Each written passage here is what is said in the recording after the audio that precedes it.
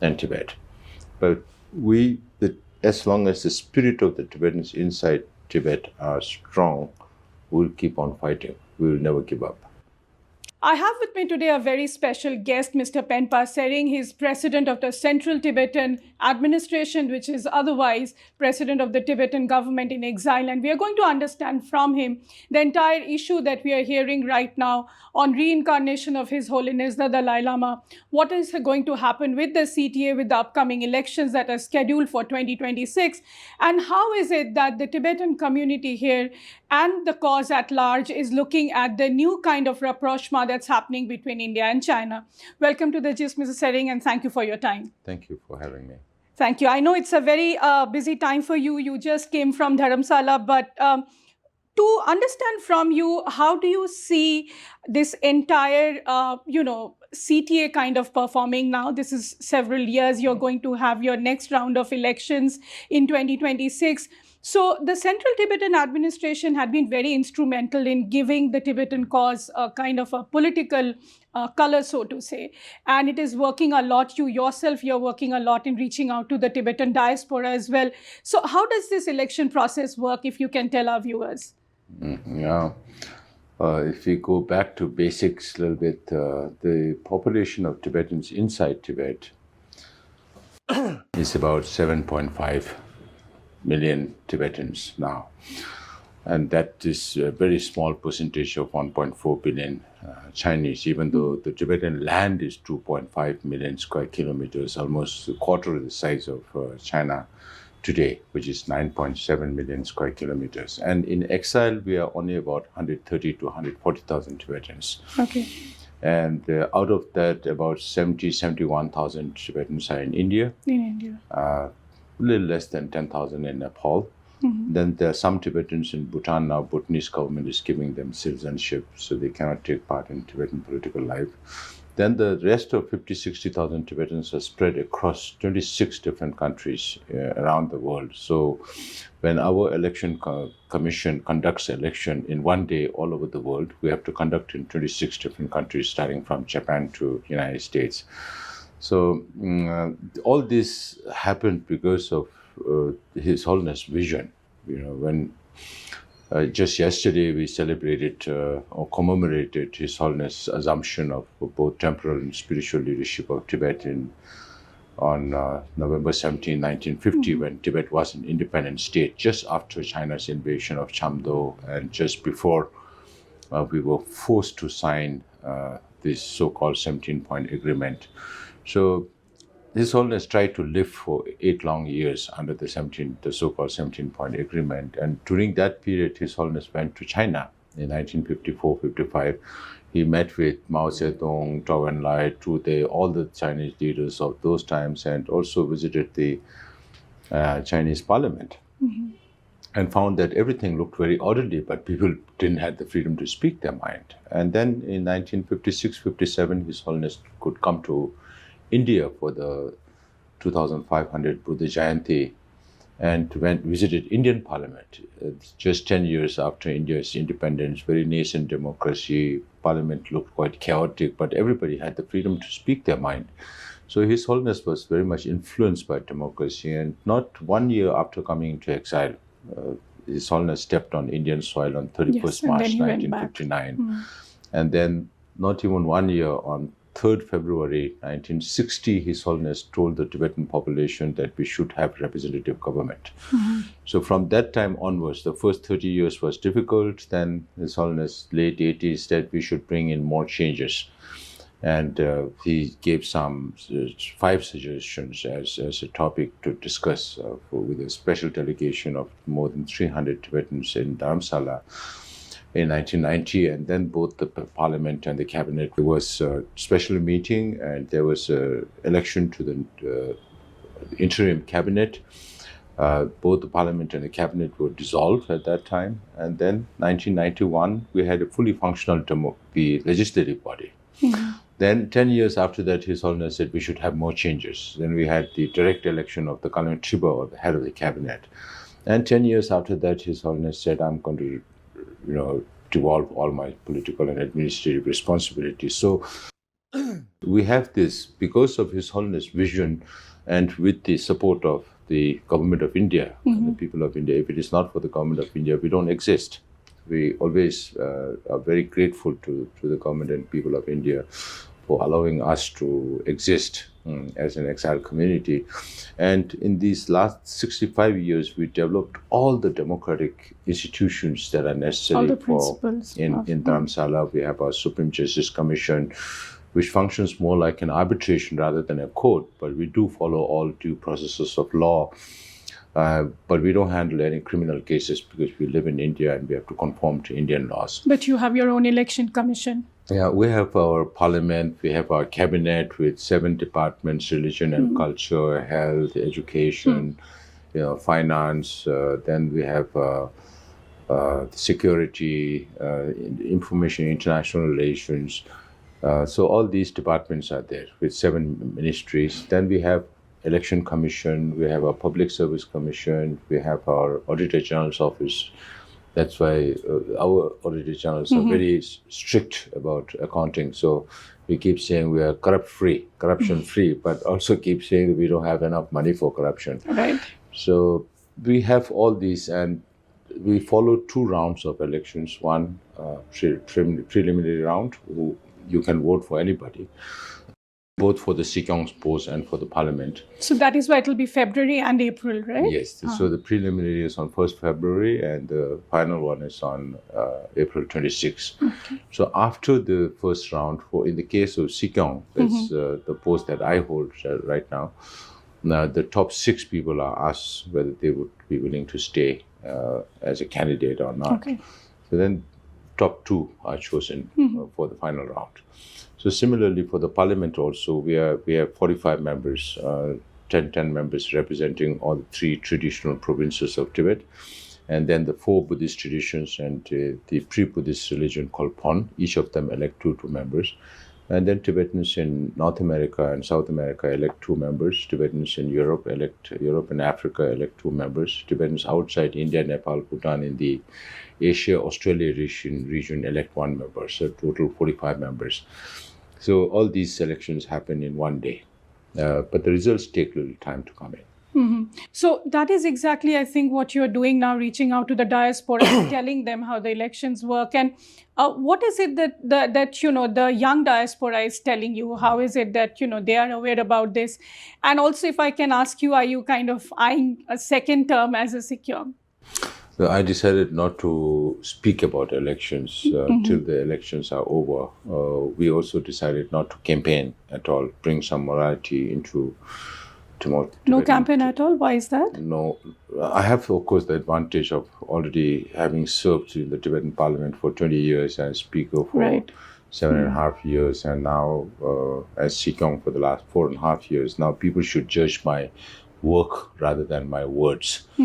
And we also decided not to take part in any activity that will divide the community more, because democracy itself is divisive by nature, because you can vote for only one person out of so many candidates. So we decided not to take part in any of these activities that will divide the community more. Now our job is to bring the community together. Right. Yeah. Okay. I'll ask you, Mr. Tsering, on the reincarnation issue of His Holiness, the Dalai Lama, which has become kind of extremely political in China. I was recently in Tibet visiting Lhasa and Ningchi, and I saw the kind of history that, they have built up, the narrative, of course, and also the fact that it has taken a center stage there in their political atmosphere. But if you see in India, the issue is more of dealt as a religious, issue. And we keep hearing from the government that, of course, it will be the Dalai Lama's call, solely his authority, and of course for the Tibetan community. But do you think somewhere India needs to probably also take it politically up with China? What is your view on that? That's for the Indian government to decide. I always keep saying that I'm in no position to advise the Indian government. And we have also been pragmatic in our approach, in the sense that if there has to be a resolution to the Sino-Tibet conflict, then it can come only from China. India is not going to fight for Tibet. NATO is not going to fight. US is not going to fight for Tibet. And we are only 7.5 million against 1.4 billion Chinese. And also the fact that His Holiness always talked about the middle way policy. Middle way is finding a negotiated, mutually beneficial, non-violent solution that would be lasting. Because if you look at conflicts around the world today, you really don't know whether you're resolving one problem now or you're creating more problems for future, because there's too much angst in people being created right in front of their eyes when so much violence happens. So when it comes to His Holiness reincarnation, of course, the Chinese government is not bothered about the living 14th Dalai Lama, who is very much with us here today, but they're more concerned about the yet to come 15, because they know that if they can control the next Dalai Lama, then they can control the Tibetan people and Tibet. So, but unfortunately, again, when it comes to history, China is always on very thin ice. China's position are threefold so far. One is that they will look for His Holiness reincarnation within China, which means they are ordering this Dalai Lama not to be reborn outside Tibet or China. In history also, we had the fourth Dalai Lama born in Mongolia. The sixth Dalai Lama was born in Tawang. At that time, the status of Tawang was a little different, but it's part of India today. So that is one position, and His Holiness' response is very simple, that I'll be born in a free world. Because the whole concept of reincarnation is to carry forward the responsibilities of the previous Lama. So this 15th Dalai Lama, the yet to come 15th Dalai Lama, has to carry forward the job of the 14th Dalai Lama. That is why His Holiness says, if I get to go to China and Tibet, I'll go. Even at this age, when he can travel to Ladakh, then most probably he can travel to Tibet as well. But I will not live there because there is no freedom there. Because China's condition is, if His Holiness comes back, he should stay back for good. Then they can control his reincarnation also. Then the second narrative from the Chinese side is that by tradition, the golden urn should be used. Yes. That is why I was misquoted in some of the newspapers here in India. But what I said was, the very basis of golden urn, which China traces back to 1793, when the Qings had some influence on Tibet, there is no evidence that such a document existed. The 29 point, some say guidelines, some say 29 point ordinance. But there was no document to prove, whether from the Chinese side or from the Tibetan side. That is why I said we will hold an international conference on this fact, whether there was ever a document of this sort or not. Now, our argument is there have been 8 Dalai Lamas before 1793, and those were really chosen through traditional means. And what the Qing did was politicize the system. But then again, Qings at that time were Buddhists to some extent, not a communist government like today. So in that sense, golden urn is being misused by the Chinese government. If you refer to the Panchen Lama's reincarnation also, they used the golden urn, but it was manipulated to choose the candidate they wanted to choose. There are evidence also, people have written about such kind of thing, particularly by Arya Rinpoche, who was a personal witness during the selection of the 11th Panchen Lama. So this will be misused. The Chinese government says, oh, His Holiness Dalai Lama is politicizing these issues, whereas China is really politicizing our religious practice. Now, the third position of the Chinese government is, as per the law they passed way back in 2007, called the Order Number 5, that states that the Chinese state, communist state that does not believe in any religion would be responsible for recognizing the reincarnated lamas. So for that, His Holiness, as I mentioned yesterday, also always has a very wise and humorous way of responding to difficult questions. His Holiness says if the Chinese government is really serious, they should study Tibetan Buddhism and believe in the concept of life after death. If you don't believe in the concept of life after death, how can you believe in reincarnation in the first place? And if the Chinese government is really serious, they should look for Mao Zedong's reincarnation first, Deng Xiaoping's reincarnation second. Now even Jiang Zemin is not with us. So they should look for the Communist Party leadership's reincarnation. Then maybe the Dalai Lamas. So His Holiness, the 14th Dalai Lama, keeps insisting that he will live for another 2 decades and more. Since this new Tibetan New Year, His Holiness says, I'm going to live up to 130. So I tell that to the Chinese, this message is for you, because you're waiting for this Dalai Lama to die. Until this Dalai Lama is alive, there's nothing anybody can do about it, not even the Chinese government. So let us see whether communism outlives His Holiness or His Holiness outlives communism. And if there are 2 Dalai Lamas in future, it's going to be a lifelong headache. Yeah, I was actually coming to that, because what I really heard from the Chinese government and what they keep on saying is the fact that even the 14th Dalai Lama, despite the golden urn system and all the lottery system and the complexities around it, the final approval has to come from the central government, which happened in this Dalai Lama's case as well. So in the future, when the 15th Dalai Lama happens, how do you think that dynamics will work out?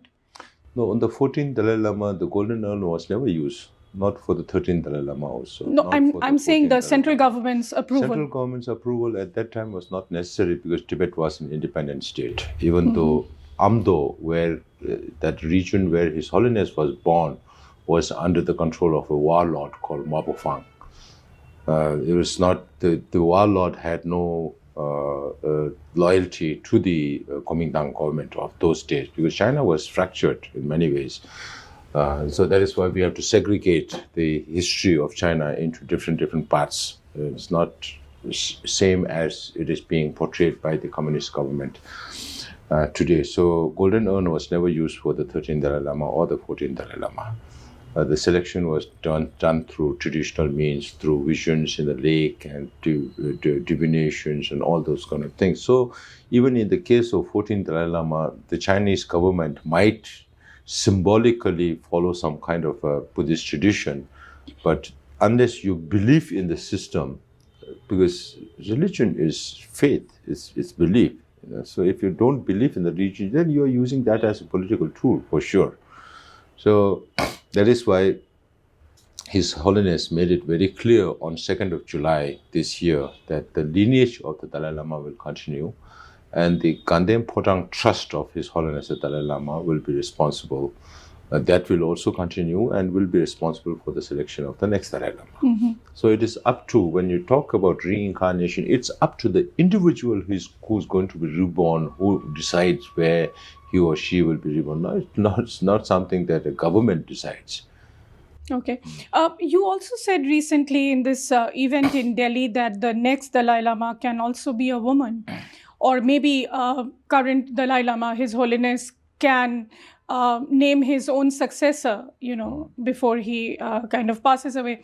Is that a possibility? And also, you spoke about a scenario where the world might end up having 2 Dalai Lamas. How do you think the Tibetan community will be receiving it, especially the youngsters who, would be, they are also the Gen Z of the Tibetan community. How do you think they will be coming to terms with that? No, when it comes to religion, it comes to belief. So even in the case of the 11th Panchen Lama, now you have 2 Panchen Lamas, one recognized by His Holiness and now missing. His whole family is missing. We don't know whether he's alive or not. And the one chosen by the Chinese government. And the one chosen by the Chinese government does not command any respect from the Tibetans. When he is sent to Tibet, just as he is being done now he's being sent to Tibet more and more to make him more relevant. When he's sent to Tibet also, people are paid money to go and receive him with scarves. People are paid money to listen to his teachings. So if you ask an ordinary Tibetan, they would say he's just another leader. He's not respected as the Panchen Lama. So to show their displeasure, they can't sell the picture of the Panchen Lama chosen by His Holiness. They don't want to sell the picture of the Panchen that Chinese government has chosen, so they sell pictures of only the 10th Panchen Lama, the previous Panchen Lama, on the streets of Lhasa to show their displeasure. So this will be the same. If China comes out with another Dalai Lama, that Dalai Lama will not have the freedom to travel around the world, just like Chinese Panchen Lama, who is not able to travel around. Because he has been to Hong Kong once and Thailand once, but on very low-profile visits. Other than that, he has never visited any country around the world. So where could that person's influence be used? If there is no freedom of movement. So in the case of in future also, if there are two Dalai Lamas, the same thing will happen. The one who is born outside will have all the freedom to travel around the world and use his or her influence.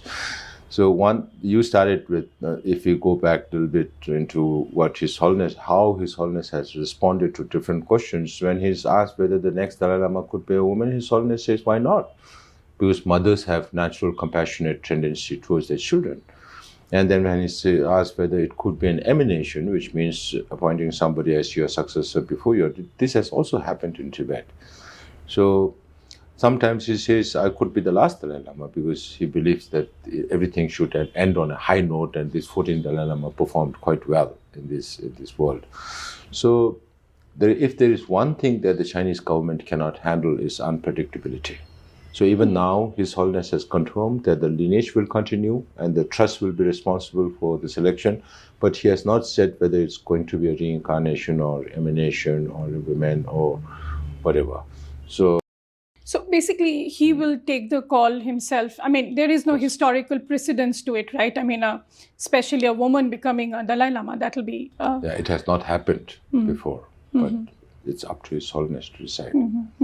And also, now if I can ask you, Mr. Tsering, how are you seeing this new kind of resetting of ties between India and China, the rapprochement that's happening? Again, the direct flights have kind of started, and there'll be more people-to-people linkages. Do you think this is important? And also, are you having any kind of conversation with the Indian government that probably this is time to make the Tibetan community, at least the CTA, some kind of a stakeholder in it? Because when we see the joint statements, there is no mention of Tibet at all. So where do you see the cause then going in the future? Not mentioning Tibet is also a strategy. Okay. Because when there were joint communiques, when there were joint declarations after every summit or meeting, when Tibet is mentioned, it's not always in the direction that we want. So not mentioning Tibet itself is a statement from the Indian government. That's how I would like to believe. I'm sure there will be a lot of optics. We'll have to look at these developments, the evolution of this rapprochement on a longer time period. You cannot judge from one or two incidences just because there were some global developments, political dynamics that impacts all these relations within the Asian powers. So we always appreciate good relations between India and China.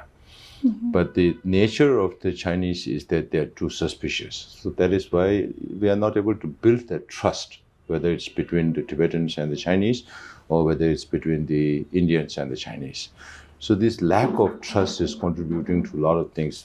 The Himalayas, with more than 1,600 kilometers of border between India and Tibet, which used to be India and Tibet border, is one of the most non-porous border. So we hardly have any human-to-human relations, no trade on the land side across the Himalayas. So this needs to be improved. Then only we can increase communication. Then only we can increase trust. If there is no communication, if there is no human relations between two countries, there's no way you can improve relations, whether it's between people or between governments. But the things that have gone under the bridge for so long between India and China has been going on for so long. The main thing is the border issue. Why is this something that cannot be resolved? Why is it still a sticking point in India-China relations? So every time India-China relations take one or two steps forward, then you take one step backward. Even when all these things are happening, China is still preparing from the Tibetan side offensives against troops are still India. deployed. So this does not point towards your intention of what you want to, what you say and what you do. If these are two totally different things, then it's very difficult to trust. And they are the two most populous nations in this world with so much at stake, whether it's security issue or economic issues or political, geopolitical, whatever issues.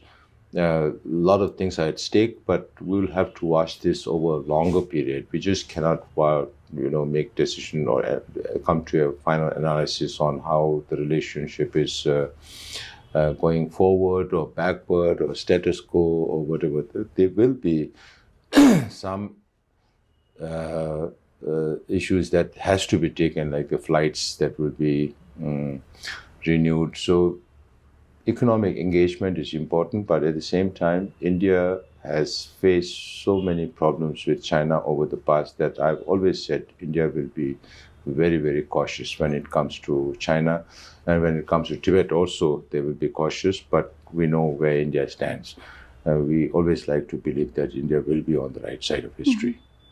Mr. Tsering, last time I remember you telling me that there was a time when still there was kind of a back channel that was going on between the Tibetan community and the Chinese government, whichever informal level. But now it seems that that conversation has completely stopped. And China, in a way, labels you as a quote unquote separatist, and they refuse to talk about this issue at all. How do you see the future then going on about this? Or do you think, again, the US also plays an active role in this? So how do you see those dynamics playing out? No, right now, if you look at the back channels that we talked about also, it has not ended. It's still there, but it's nothing of consequence to mention. If you look at the overall policy of the Chinese government under the leadership of President Xi Jinping, the whole idea is if there are no nationalities, then there will be no nationality issues. So how do you make sure that there are no nationalities? So strike at their identity, whether it's to do with Tibetan language or Tibetan religion or culture, Tibetan environment, everything. So it's same with the Uyghurs in East Turkestan or the Inner Mongolians, what they like to call it, Southern Mongolians. So all these things, if you look at the overall policy and the aggressive, the brazen aggressiveness that China is trying to deploy around the world, whether it's to do with trade war or coercion, as to what is happening between China and Japan right now, these are not really good signs of neighborhood.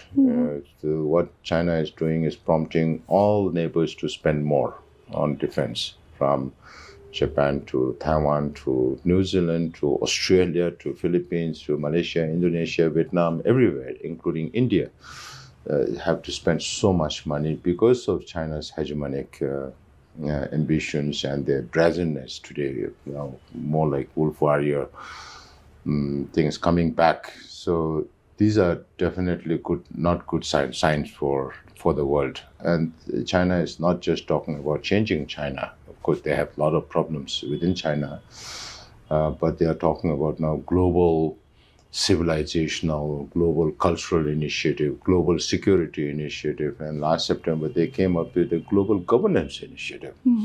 So if China wants to export its system of governance to the world and create a new world order, would the free democratic world want such authoritarianism to come into their countries? This is something that we really need to think about. Whether we like it or not, it is a fight between democracies and authoritarianism. And that is where the democracies need to come together. You see the show of force by the authoritarian regimes when you had the parade in Beijing this year with the military Xi parade. and Putin and Kim Jong-un and the Iranians and the Belarusians, Lukashenko, and all these countries coming together. So I also look at the economic side of it. How did our friends say, oh, the dragon is biting at us? The dragon at one time was very weak. Who fed the dragon to become so powerful to be able to bite back at you? So it's the democracies that fed this authoritarianism to become stronger. So even in India, despite all the bonhomie or all the ill wills that were there, the business has been going up over the last 1-2 years.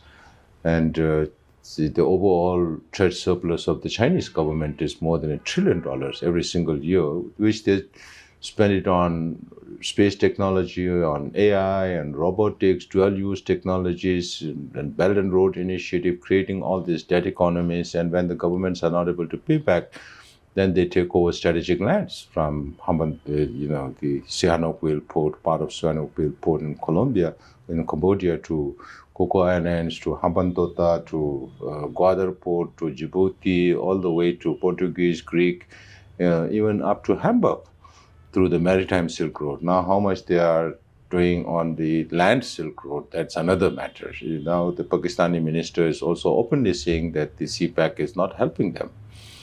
So all these developments are there. The African countries are now restructuring their loan repayment to China. The same things are happening in Latin America. But all these countries have very, very little idea about or understanding about China's motivations around the world. So they use this as a platform to get support at the multilateral forums like United Nations or any other multilateral forum, with almost all the global South going with China on political matters, even though they realize that there are serious human rights violations in China, whether it's to do with Tibetans or Uyghurs or Mongols or Chinese people themselves, the Christian practitioners or the Falun Gong practitioners. So that's why when we go out, we speak out about these things to create more awareness.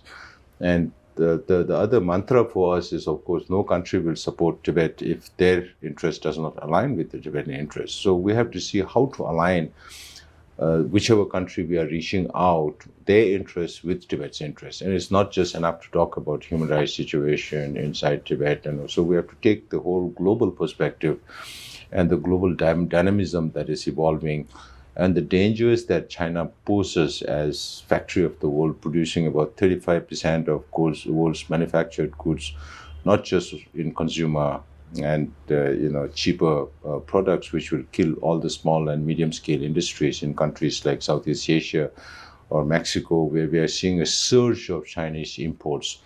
And it's coercive economics. It's not just will of if you listen to finance ministries from Southeast Asian countries, they are all worried about, China forcing them to buy more, which will kill all their small-scale industries. I tell the Mexicans also, they export only about 10 to 15 billion to China, and they buy 130 billion from China. So they have a trade deficit of 115 billion every single year. United States have more than 300 billion. All the 27 EU countries have more than 400 billion trade deficit with China. So in Mexico also, we went through some back streets and we saw these huge toy shops, and all were made in China. So there will be no space. There will be no, you won't be able to compete with Chinese price because of the overcapacity they have and all the subsidies that the government gives for them to be able to sell at such a low price. That is why they're going through deflationary trends inside China, where you have inflation everywhere. And this also has its consequences on the economy as a whole, because salaries go down, companies make less business. Then over and above that, you have unemployment program, the housing collapse, the local governments going bankrupt. So China also has a lot of problems. So it's within the political also, even though everything is very opaque, if you watch over a longer period, then you get a sense of the symptoms of a bigger malaise that is eating into the Communist Party.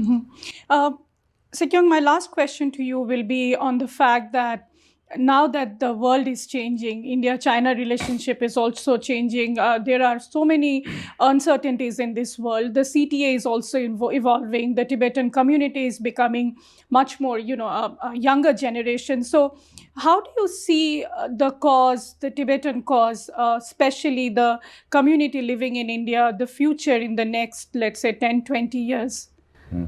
Now, I cannot predict exactly how it is going to shape up, but we do definitely look at numbers and see how the community is changing. We cannot stop these social and demographic changes that are happening. It's not within our powers, and it's not something that is our job to do it. So what we are trying to do is we are witnessing the dispersal of the compact communities that were established by the government of India in different states. Now we are scattered across 37 locations in 10 different states and 2 union territories in India. And because of these compact communities, we are able to, preserve our language, our religion, culture, and all that. And that is now coming under threat because a lot more younger generation Tibetans are moving out to Indian towns and cities for employment or to Western countries for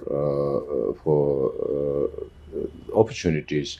And looking at, because of course there are always good sides and bad sides to it, advantages and disadvantages in every situation. So here we are looking at community that's getting dispersed, that has its impacts on cyclical impacts on school system and every system that's involved depending on the size of the settlement. Bigger settlements are okay, but the mid-size between 600 to 1,000 people, if you don't have a new birth in 1 year, we don't have one class in a school.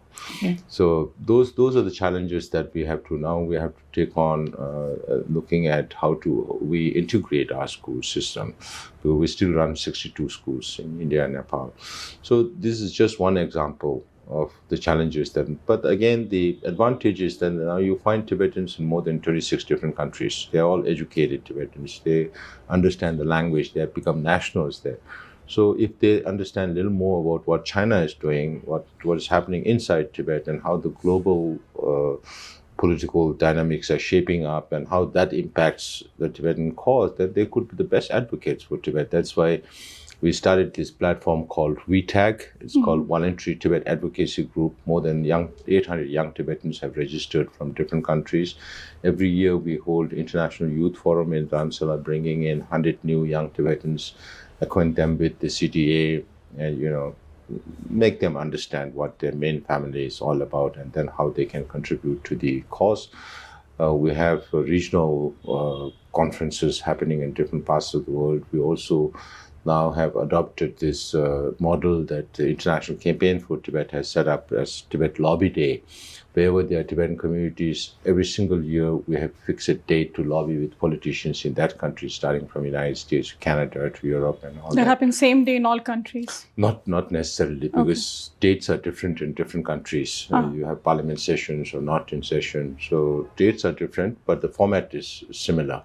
So we are trying to build the leverage of the young Tibetans. And when I travel outside, as you know, we try to spend more time with the younger generation to explain to them the basics of Tibet. But it's, of course, a challenge because they're born and brought up in a completely different environment. Exactly.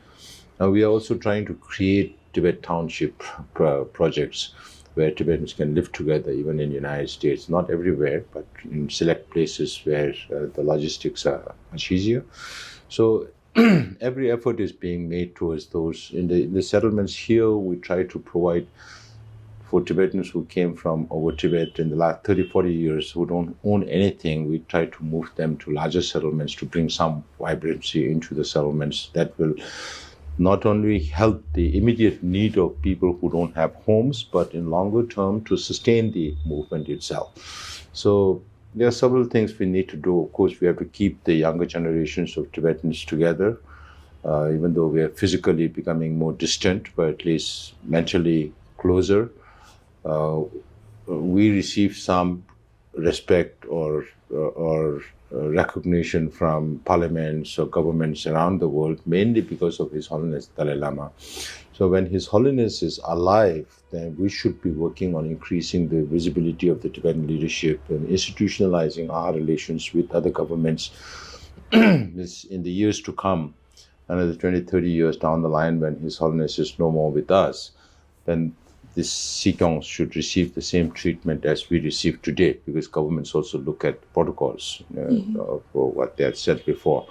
So then we also look at possible scenarios for China, because China is not going to be the same in another 5, Yes. 10, 15 years down the line. So we look at different political scenarios, including status quo, and see what are the hopes and what are the challenges, what are the opportunities for Tibetans and Tibet. But as long as the spirit of the Tibetans inside Tibet are strong, we'll keep on fighting. We will never give up. Sure. Thank you very much, Mr. Tsering. That was Mr. Penpa Tsering, President of the Central Tibetan Administration, telling us what it means to bring the entire Tibetan community around the world together, what it means for India and China, and of course, how the issue of the reincarnation of His Holiness the Dalai Lama will be dealt in the future. Thank you for watching the interaction on The Gist.